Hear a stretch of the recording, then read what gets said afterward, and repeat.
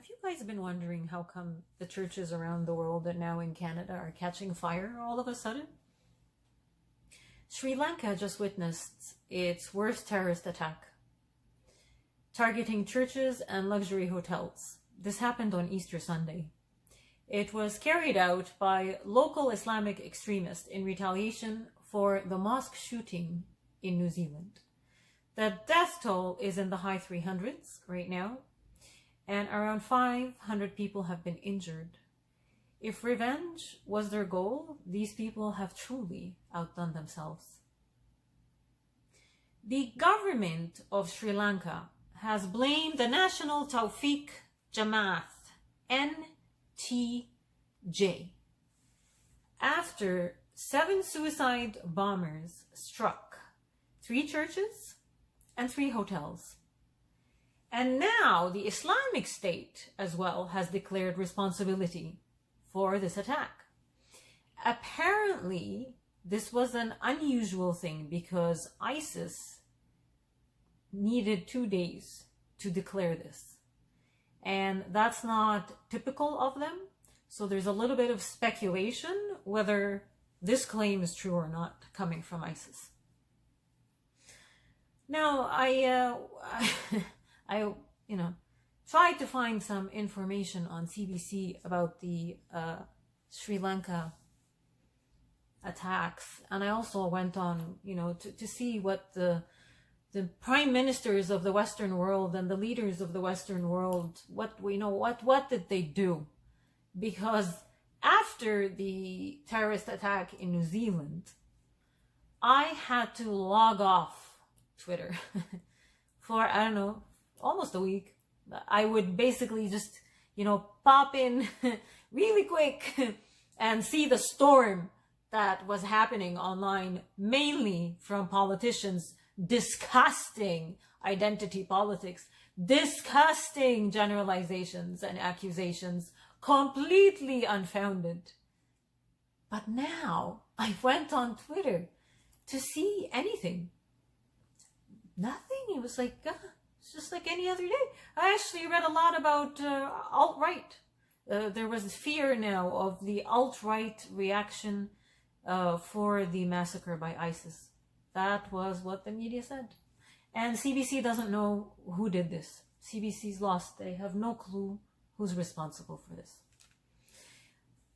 Okay, now that I've done this rant, I wanted to talk to you guys about mosques.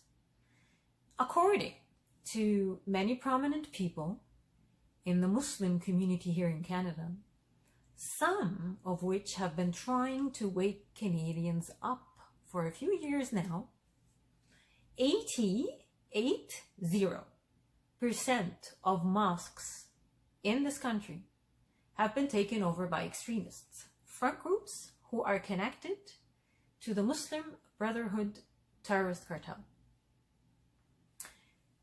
Now,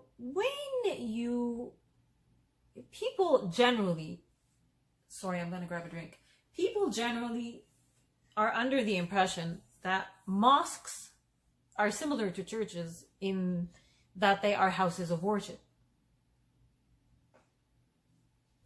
Because that's what the media keeps feeding you, that mosques are houses of worship. But are they? There's an article. Please visit the description. I'm going to attach a few links. Please go through the links, read the articles. The function of mosques in Muslim majority country is not simply a house of worship. I could tell you a little bit about my personal experience, which is horrendous.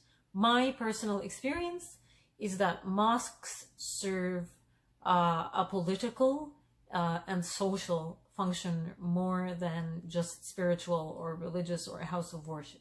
Mosques behave to surveil. They're there to look and see what you're doing in your house. Are you praying? If you're not praying, they will report you and the local imams will take you to court. I think I've said before that I had 4 mosques around my house, which was an absolute nightmare. Absolute nightmare. You guys don't have the noise that is pumped out by mosques that we have in Muslim majority countries. So I believe they need permission to pump out the sounds, the call to prayer in the West. Where I come from, it's just absolute chaos.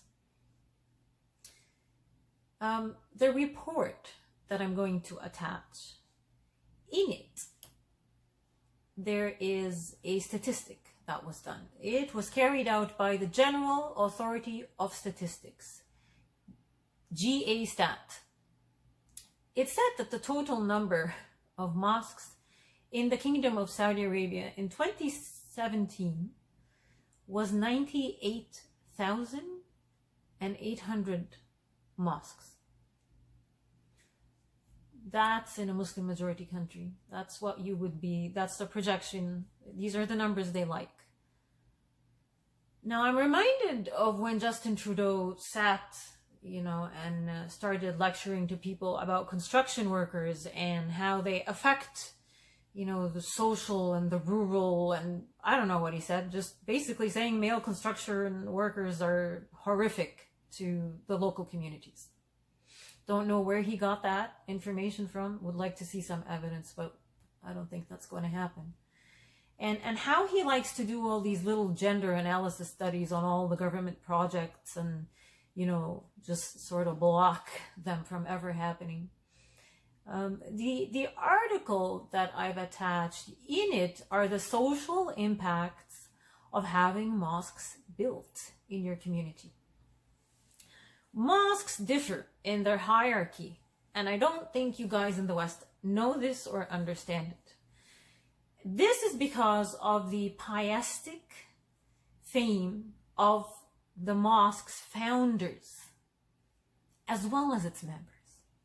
So the more devout, the more strict, the more religious they are, the more fanatical they are, the more the mosque ranks higher in the hierarchy of mosques.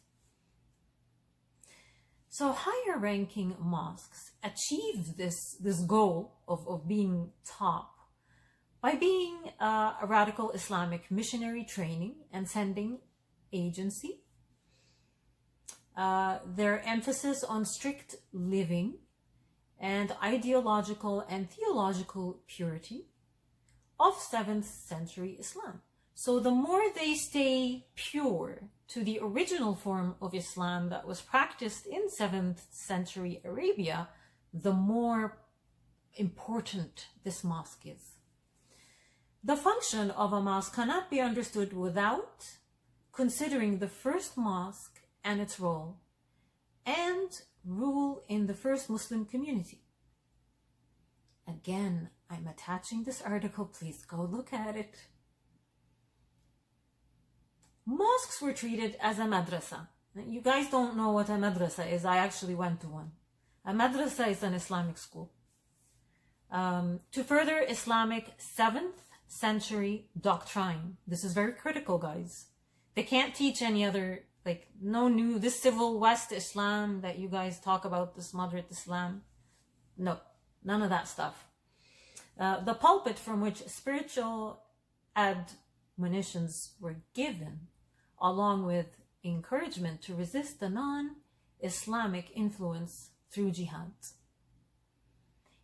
It was here that jihad was proclaimed and the Muslim armies were sent to conquer the world. Here being the old original mosques that all new mosques that are being built try to imitate.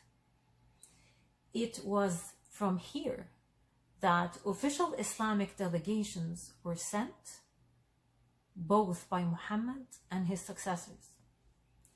It was where the delegations and the representatives of the tribes were received. It was where the pledges of loyalty of the Arab tribes, of Muhammad, to Muhammad and to Islam were received. Sorry about that. It was where the affairs of the Islamic State were conducted. And at such a time, the headquarters of the first Islamic state. It was here that Muhammad and his successors, Abu Bakr, Umar, Uthman, Ali, appointed judges for different regions and appointed the commanders for military troops. In mosques, they do all this, not just worship. Also, it was from here that jihad detachments were displaced and high-ranking state officials and tax collectors were sent out. It was here that the contracts, pacts, and treaties were commissioned. Mosques function a little bit more than just as a house of worship. So tell me, after reading and hearing all this, do you think that mosques only serve as houses of worship?